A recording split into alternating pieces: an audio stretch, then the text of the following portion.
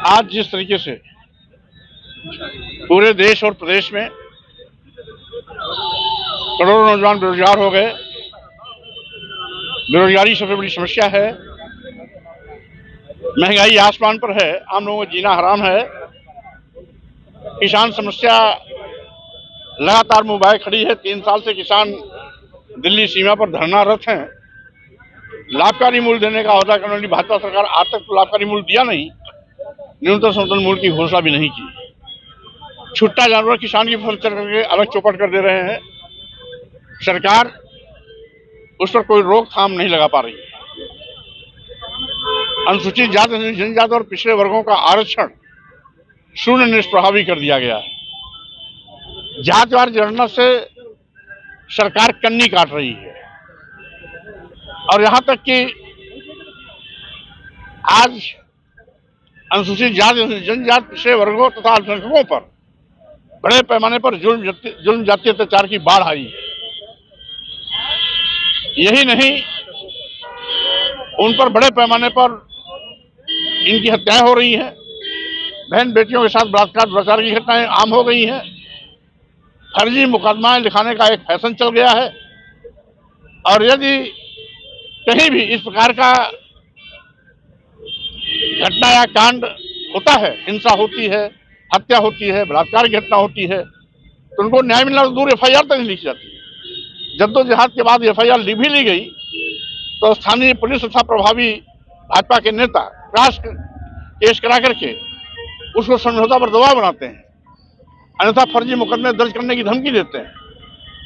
इसी प्रकार से आज ये सरकार जनता के खून पसीने गाढ़ी कमाई की जो राष्ट्रीय धरोहर संपत्ति है, राष्ट्रीय विभाग है, एक एक करके उसको निजी हाथों में बेच रही है।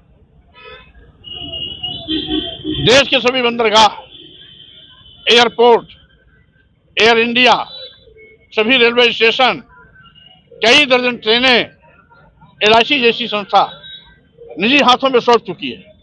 जिन सरकारी विभागों में नौजवानों को कभी सरकारी नौकरियां मिलने की उम्मीदें थी, ये उन नौजवानों के मंसूबे पर पानी फेर रही है। औरंगजेब पर इसी के साथ ही साथ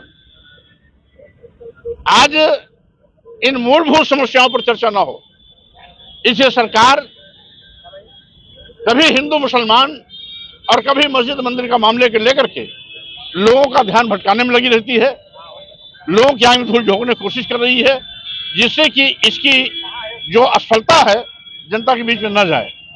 इसीलिए मैंने संविधान सम्मान और जनहित हुंकार यात्रा लेकर के पूरे प्रदेश में हर जनपद, हर विधानसभा तक पहुंचने का प्रयास कर रहा हूं। अभी 15 मार्च मानवर काशीराम जी के जन्मदिन से लखनऊ स्थित डॉक्टर भीमराव अंबेडकर सामाजिक परिवर्तन स्थल से इस यात्रा की शुभारंभ हुई। लखनऊ से चल करके रायबरेली, अमेठी, प्रतापगढ़ होते हुए कल भदोही जनपद में थे, आज मिर्जापुर पहुंचे हैं और आज मिर्जापुर के विभिन्न स्थलों से होते हुए सोनभद्र तक पहुंचेंगे। रात में शाम सोनभद्र होगा और कल फिर सोनभद्र का शेष हिस्सा और आपके मिर्जापुर का मड़िहान, छानबे होते हुए आपके इधर से कोरांव, मेजा, करछना आदि कार्यक्रमों का करते हुए मैं इलाहाबाद पहुंचूंगा।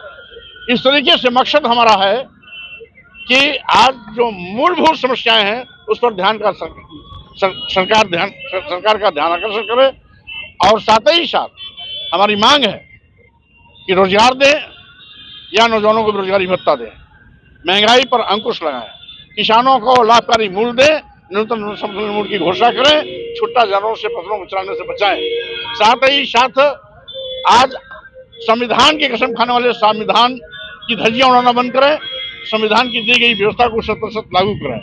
साथ ही साथ अनुसूचित जाति और अल्पसंख्यक तथा पिछड़ों पर हो रहे जुल्म जातीय अत्याचार पर तत्काल रोकथाम लगाएं। इन्हीं समस्याओं को लेकर के हम पूरे प्रदेश में निकले हैं और ये भाजपा की एक सोची समझी साजिश है कि औरंगजेब पर बहस क्यों करती है, राष्ट्रपिता महात्मा गांधी की हत्यारे नाथूराम गोडसे पर क्यों नहीं हत्या करती, उस पर क्यों नहीं बात करती।